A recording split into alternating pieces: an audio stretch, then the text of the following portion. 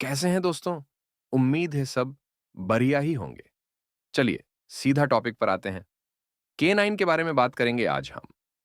कोई भी कार्य होता है जब हम उसे रखते हैं, करते हैं, तो वह हमारी पर्सनैलिटी या व्यक्तित्व का हिस्सा होता है। K9 कल्कि को डिफाइन नहीं कर सकता, पर हाँ, ये कल्कि के व्यक्तित्व का एक हिस्सा है। गीता परब्रह्म, निराकार जो चाहे कहिए, उनकी परिभाषा है। पर ऐसा ना समझिए कि वह भी पूरी है। उतनी भर है और उतनी ही है कि अर्जुन को समझ में आ जाए। अब प्रश्न यह है कि आप कौन से कृष्ण से मिल रहे हो? आप अगर कुरुक्षेत्र के कृष्ण से मिल रहे हो, तो वह कुछ भी सुनने को तैयार नहीं। उन्हें हर हाल में कौरवों का नाश चाहिए। अगर आप शांति की बात करने वाले कृष्ण से मिल रहे हो, तो 5 की जगह 2 गांव भी दो, वह ले लेंगे। अगर आप वृंदावन के कृष्ण से मिल रहे हैं, वह तो बस अपने में खुश हैं। अवतार को जब आप समझते हैं, तब आप अपने आप को समझ पाते हैं। अवतार के आने से किसी चीज का आविष्कार नहीं हो जाता। ऐसा कुछ भी नहीं है जो मानव सभ्यता में एक अवतार ने आविष्कार करके हमें दे दिया हो। कल की वीडियो किसी को भी चोट पहुंचाने के लिए नहीं थी, बस इसलिए थी कि हम कर्मों को ज्यादा इंपॉर्टेंस दे पाएं। चलिए वापस टॉपिक पर आते हैं। अवतार सांसारिक दुनिया में कुछ भी आविष्कार नहीं करते, बस वह कर्म और आध्यात्मिक लेवल पर इतना कुछ कर देते हैं कि वही मानव सभ्यता को बदल देता है। पर फिर भी जैसे कृष्ण और राम में अंतर था, वैसे ही कल्कि और कृष्ण में भी होगा। राम और कृष्ण में कितना अंतर था? इतना था कि रामावतार को देखकर कोई यह नहीं बता सकता था कृष्ण अवतार उनसे कितना अलग होगा। ऐसा ही कुछ कल्कि के साथ भी होगा। अवतारों के आने के बीच में सदियों का अंतर होता है। दुनिया बहुत इवॉल्व हो चुकी होती है और पहले से ज्यादा अधर्मी भी। इवॉल्व हो चुकी होती है तो अवतार भी इवॉल्व ही होकर आते हैं। पर प्रश्न यह है कि पहले से ज्यादा अधर्मी क्यों हो जाती है? जब अवतार आकर चले ही जाते हैं, फिर भी कृष्ण का त्रेता राम के द्वापर से ज्यादा गलत क्यों है? और कल्कि का कलयुग त्रेता से भी गलत है। अवतार क्या करते हैं?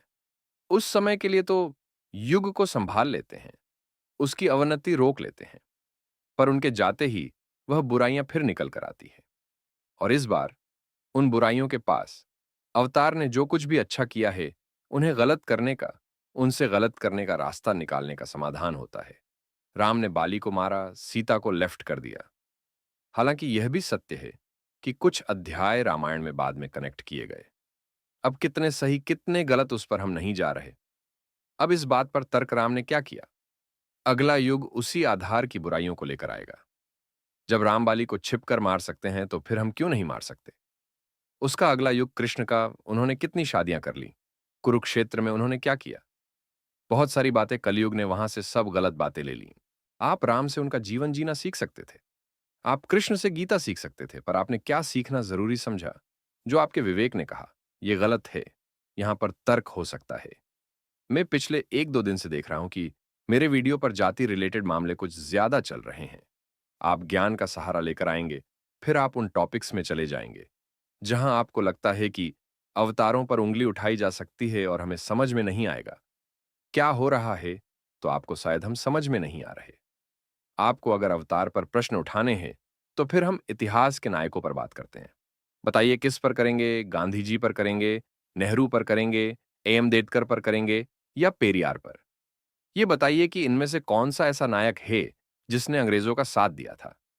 यह बताइए कि वह कौन है जो एक पूरी सरकार में मंत्री रहा और जब सरकार भंग होने वाली थी, उससे कुछ समय पहले ही उसने इस्तीफा दे दिया, पूरा मंत्री पद भोगने के बाद।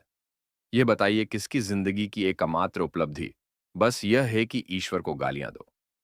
मुझे नहीं पता कौन है, आप बताइए। अगर अवतारों पर प्रश्न उठाएंगे तो आप असहज हो जाएंगे। कर्म प्रधान है। अगर यह एक जाति पर अप्लाई होता है, तो दूसरी पर भी होता है। अवतार के दोष नहीं देखे जाते। और सत्य बताएं, समय गुजरने के साथ आपको पता भी चल जाएगा क्यों नहीं देखे जाते।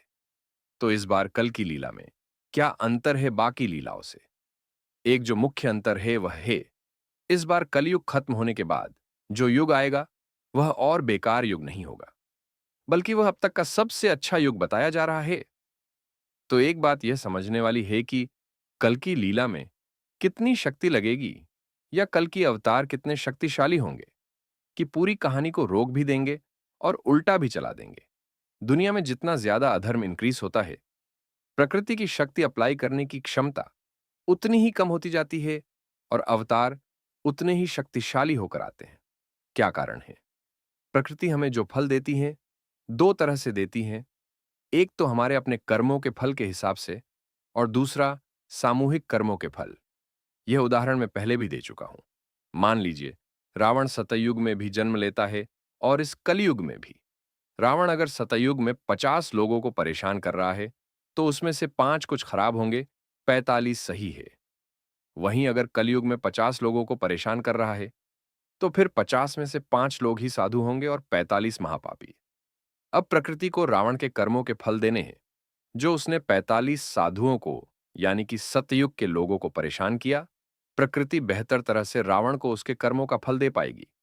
उसके कर्मों का फल बहुत कठोर मिलेगा। वहीं अगर वह कलयुग के रावण को फल देने जाएगी, तो क्योंकि रावण ने अब जिन्हें परेशान किया वो भी बहुत अच्छे नहीं है, तो प्रकृति अब कर्मफल रावण को बहुत जल्दी नहीं देगी। तो जब अधर्म इंक्रीज हुआ, तो शक्ति कर्म फल देने की किसकी कम हो गई? प्रकृति की 0.0। पर अवतार के साथ ऐसा नहीं होता। जितना अधर्म इंक्रीज होगा, उतना ही शक्तिशाली होकर अवतार आते हैं। प्रकृति कर्म फल में अधर्म के कारण कमजोर होती जाती है। उसका ये जो सिस्टम है कर्म के हिसाब से फल देने का, यह कमजोर होता है। पर प्रकृति एक और काम करती है, विनाश भी करती है। ये जो दूसरा वाला विनाश है, जो सामूहिक रूप से प्रकृति करती है, कहीं भूकंप आया, कहीं बम फट गया, कहीं प्लेन गिर गया, इस तरह के विनाश में प्रकृति भी सेपरेट नहीं करती आत्माओं को। भूकंप आया तो अच्छा बुरे सब निबटेंगे। जो भी कहते हैं, यह हादसा हो गया, 500 लोग मर गए, और इसलिए मर गए क्योंकि गलत थे। ये मूर्खों वाली बात है और ज्ञान है। लोग अच्छे बुरे सही गलत सब तरह के होते हैं। प्रकृति विनाश करते समय अंतर नहीं करती। तो इससे भी धर्म मजबूत नहीं हो रहा। जो ये प्रकृति और अधर्म के बीच में यह जो अंतर इंक्रीज होता चला जाता है, अवतार व एंट्री है जो सब बराबर कर देती है। इसका अर्थ यह होगा कि जितना शक्तिशाली अधर्म होगा, उतना ही शक्तिशाली और अधर्म का आईना अवतार होगा। बात कुछ अजीब सी लगेगी। सरल करते हैं। राम सीधे थे, मानवीय गुण ज्यादा थे। नारायण का अवतार थे, पर फिर भी मनुष्यों के ज्यादा समीप लगते थे। रावण और उसकी लंका भी कुछ मर्यादित थी। समय खराब हुआ। अब कहानी में कौरव और कंस है। छल कपट, अधर्म, चाले कहीं ज्यादा है। तो अवतार भी वैसे ही आए। कृष्ण कौरवों से 10 कदम ऊपर थे। उन्होंने जो करना था, फिर जब किया, तब वह कौरवों की समझ में ही नहीं आ पाया क्या हो गया। कृष्ण का आना ही अधर्म के साथ एक तरह का छल था। अर्थ समझिए इस बात का।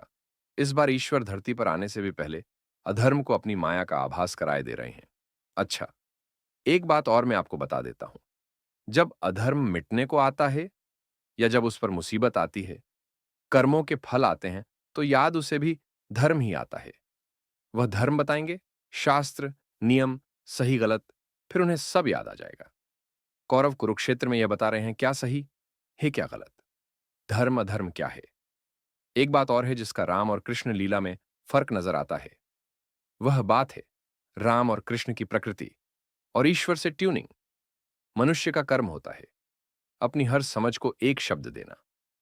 यह शब्द वर्गीकरण के काम आते हैं। इससे वह चीजों को बेहतर समझ पाते हैं या समझा पाते हैं। तो मनुष्यों ने यह कार्य कर रखा है कि राम की कला इतनी थी, कृष्ण की उनसे ज्यादा थी। आपको उतना कॉम्प्लिकेट या कठिन तरह से चीजों को समझने की जरूरत नहीं है।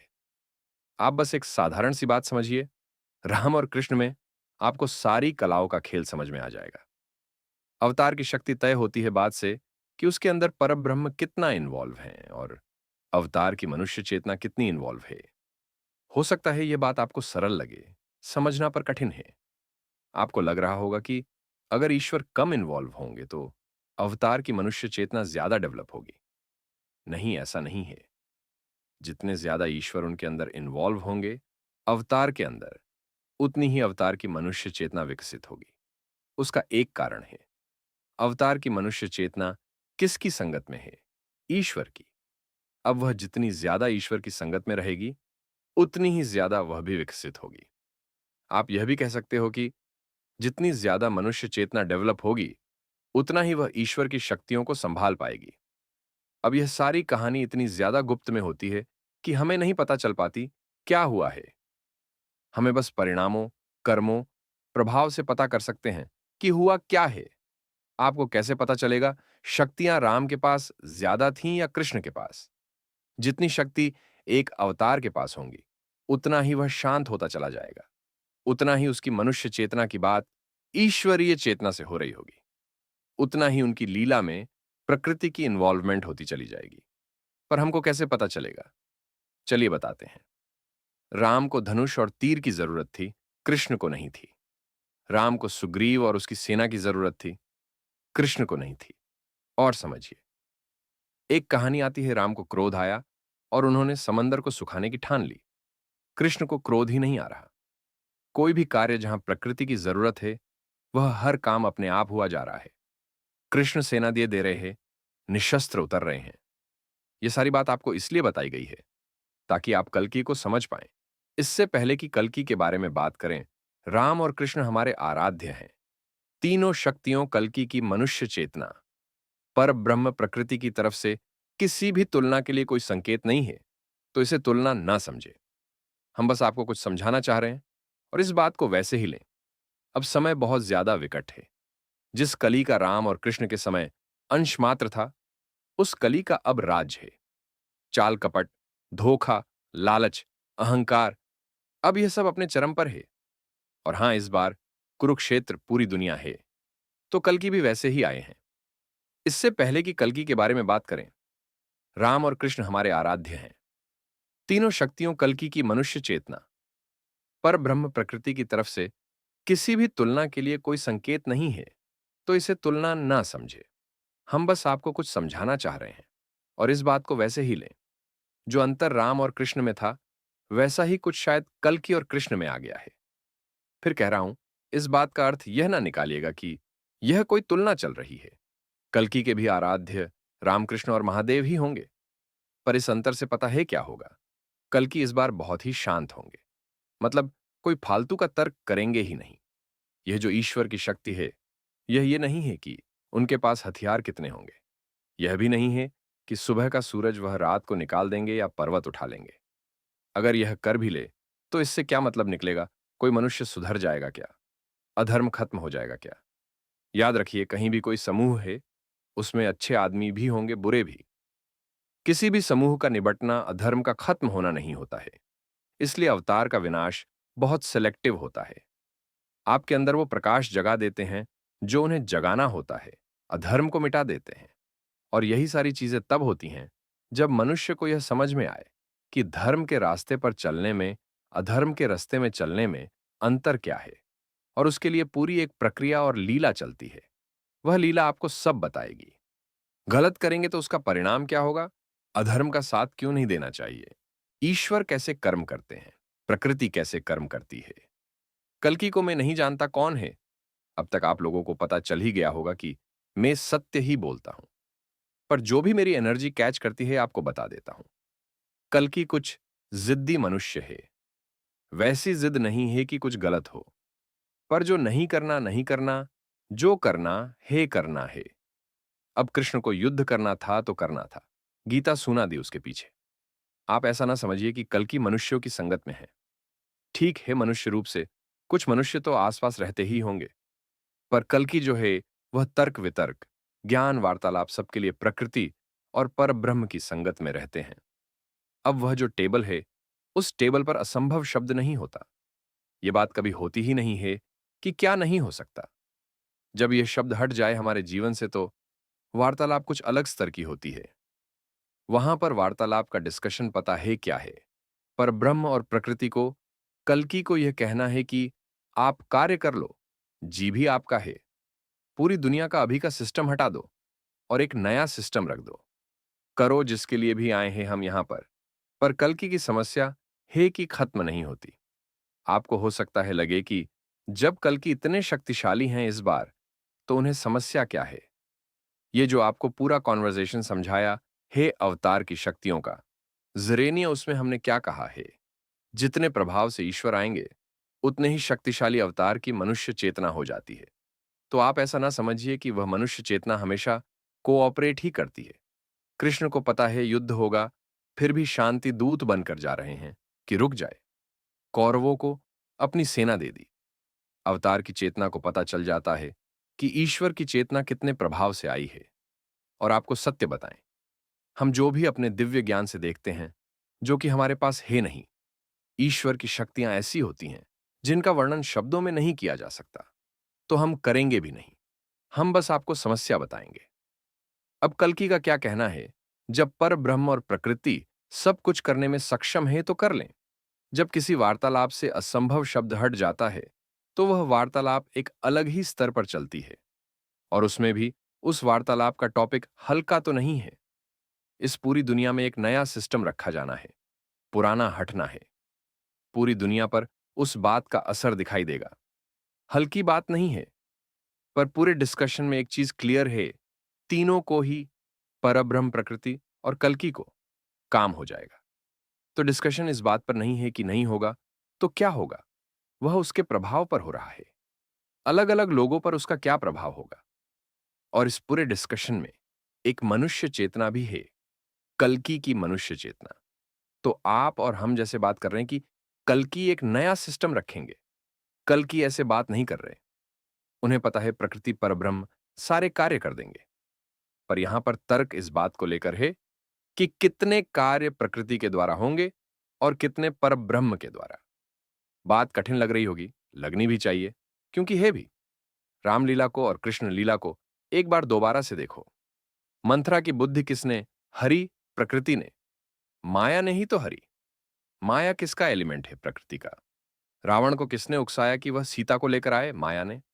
राम का नाम कहीं भी आ रहा है? नहीं। रावण को किसने मारा? सुग्रीव को किसने मारा? राम ने दशमलव शून्य। आप कह सकते हो कि ईश्वर राम के शरीर के द्वारा काम कर रहे थे। ठीक है। अब यह बताइए, जयद्रथ को किसने मारा? बादल अगर सूरज को नहीं छिपाते तो फिर क्या जयद्रथ मारा जाता? द्रोण को किसने मारा? अगर वह हाथी नहीं मारा जाता तो क्या द्रोण मारे जाते? किसने उस हाथी का नाम द्रोण के पुत्र के नाम पर रखा? किसने उसे कुरुक्षेत्र में पहुंचाया? सब प्रकृति ने। कर्ण को किसने मारा? श्राप ने। आप कह सकते हैं प्रकृति ने। फिर क्रेडिट कृष्ण को क्यों चला गया कि उन्होंने ही सबको मारा? सब उनकी लीला में फंसकर ही मर गए। चलिए, हो सकता है आपको लग रहा हो कि आपने यह बात नोटिस नहीं की। सब कुछ तो प्रकृति कर रही थी। आप कह दो, लोग कृष्ण को बेकार में ही छलिया कहते हैं। आपको पता है सबसे पहले क्रेडिट कृष्ण को किसने दिया था कि यह सब उन्हीं का किया धरा है? गांधारी ने 0.01। और तभी गांधारी ने कृष्ण को ही श्राप दिया था। कृष्ण वहां बैठे कुछ नहीं कर रहे। कृष्ण बस कोऑर्डिनेट कर रहे हैं। अब प्रकृति ने यह किया, कौरव ये कर रहे हैं, अब पांडव तुम यह कर दो। अब क्या उन सब चीजों का यश अपयश कृष्ण को जाना चाहिए था? प्रकृति किसके अधीन है? ईश्वर के 0.000। ईश्वर कहां है कृष्ण में? तो यश अपयश सब कृष्ण को तो जाएगा ही। पर यहां पर एक गहरा फर्क है। वह जो ईश्वर कृष्ण के अंदर है और वह जो ईश्वर प्रकृति जिनके अधीन है, न तो लीला उनमें अंतर कर रही, न हम उस लीला को समझने वाले उसमें अंतर कर रहे। तो हम क्या कहते हैं? जयद्रथ को किसने मारा? कृष्ण ने 0.0। पर फिर वह क्रेडिट राम को क्यों नहीं जा रहा? मंथरा की बुद्धि फिरी, तो फिर यह क्यों नहीं कहा जा रहा राम ने फेरी? क्योंकि यहां पर ईश्वर ने कुछ अंतर रखा है। वह राम रूप से सारे काम नहीं कर रहे, राम के बाहर से लीला में बहुत कर रहे हैं। और प्रकृति उन्हीं ईश्वर के अधीन है। मैं जानता हूं कुछ कठिन हो रहा है, 2-4 बार सुनोगे तो समझ आ जाएगा। अब जो कल्कि का डिस्कशन चल रहा है प्रकृति और परब्रह्म के साथ, वह यह चल रहा है कि आप प्रकृति से जितने काम करवाने हैं करवा लीजिए, हम ज्यादा नहीं करेंगे। कारण है प्रकृति जो भी करेगी, नाम किसका आएगा? प्रकृति का। यश अपयश किसका? प्रकृति का। इस संसार में क्या कोई भी मनुष्य प्रकृति से तर्क वितर्क कर सकता है? नहीं। और प्रकृति कुछ भी करेगी, वह सब लौट फिरकर किसे चला जाएगा? निराकार ईश्वर को। ऐसा कल्कि का सोचना है। पर जो हम आपको यहां पर समझा रहे हैं कि कल्कि का यह कहना कि प्रकृति से कार्य करवा लो, क्योंकि उनका नाम फिर इस लीला में कम आएगा। लीला में कम आएगा तो जी भी लोग निबटेंगे, लोग उन्हें दोष कम देंगे। नहीं तो फिर गांधारी को दोषी कृष्ण ही नजर होते हैं। पर ऐसा कुछ हो नहीं रहा। कृष्ण को पता था इस युद्ध का यश अपयश उनके नाम पर आ ही जाएगा। तो उन्होंने क्या किया? शस्त्र उठाने से भी मना कर दिया और अपनी सेना भी दुर्योधन को दे दी। अब पता है समस्या क्या हो रही इस पूरी लीला के अंदर। कल की क्या कर लेंगे अपनी मनुष्य चेतना से? कल की परब्रह्म और प्रकृति के सामने कुछ शर्तें रख सकते हैं कि मुझे अपनी प्राइवेसी नहीं खराब करनी, तो हम इतना समय लेंगे, ऐसे करेंगे, वैसे करेंगे। ज्यादा से ज्यादा वह ये कर सकते हैं कि जो लोग कल्कि को सर्च कर रहे हैं, वह भी उनके साथ उस सर्च में शामिल हो जाए और कल्कि को सर्च करने का ड्रामा कर लें। उससे ज्यादा वो कुछ नहीं कर सकते। आपको यह बात इसलिए अजीब सी लगेगी क्योंकि हम मनुष्य कार्य करने की कोशिश करते हैं और करते ही रहते हैं और उसी में जीवन चला जाता है। कल्कि के केस में प्रकृति कार्य ज्यादा कर रही है, परब्रह्म ज्यादा कर रहे हैं। अब कोई मनुष्य उस लेवल पर क्या कर सकता है? यही तो कर लेगा कि प्रब्रह्म और प्रकृति को कह दे, हम इस तरह से कार्य करेंगे ही नहीं। हम इस तरह से करेंगे और कुछ करेंगे। जिस तरह से भी कल की करेंगे वहीं से सारे रास्ते खुल जाएंगे, वहीं सारे साधन आ जाएंगे, वहीं से सब कुछ हो जाएगा। पिछले कुछ महीनों में जो मैं फील करता हूं, परिस्थितियां बहुत ही तेजी से बदली हैं कल्कि के केस में। जो भी उन्होंने हिसाब किताब लगाया हो, साल शुरू होने पर शायद, वह यह सोचकर ही लगाया होगा कि कुछ धीमे चलेंगे। और हां, उन्हें भी पता था, प्रकृति परब्रह्म बस मौका देख रहे हैं कर्म करने का। पर फिर भी मुझे ऐसा लग रहा है शायद चीजें कुछ तेज चली। देखिए, जो कल्कि है, उन्हें अपनी प्राइवेसी बहुत प्रिय है। अब इसका अगला प्रश्न यह नहीं बनता, क्या उन्हें भरोसा नहीं है? जो मैं बोल रहा हूं उतना ही समझिए। वह अपनी प्राइवेसी पर आंच नहीं आने देंगे। पर उन्हें भी पता है कर्म, भाग्य सबके हिसाब से अब कहानी ज्यादा दिन की है नहीं। तो वह वही करेंगे जो उन्हें उस फालतू मीडिया हाइप, पब्लिक हाइप में न डाले। ये जो समय है यह वो है। कैसे कि 9 की स्पीड को कुछ रोका जाएगा, ये सोचने का है। क्योंकि उसके बाद पता है क्या होगा। वह सारा प्रोसेस चालू हो जाएगा, जिसकी सदियों से प्रतीक्षा है। और हाँ, ये हम सबको दिखेगा। अच्छा, एक बात और, कल की जो ये कोशिश कर रहे हैं कि प्रकृति ज्यादा कर्म कर दे, तो उनका नाम कम आएगा। उसका असर भी उल्टा ही होगा। लोग मूर्ख नहीं होते, वह चीजें समझ जाएंगे। और हाँ, इस बार किसी गांधारी का श्राप कल की नहीं लेंगे। हम के 9 के बारे में बात करें उससे पहले मुझे लगा इस टॉपिक पर बात कर लेनी चाहिए। तो ट्रोलर्स आप आइए, आपको ब्लॉक करने के लिए किसी को रखा है। और बाकी तो दोस्तों आप जानते ही होंगे, कल की कौन है हम नहीं जानते। उन्हें केवल उनके कर्म और शक्तियों से ही पहचाना जा सकता है। मिलते हैं अगले वीडियो में।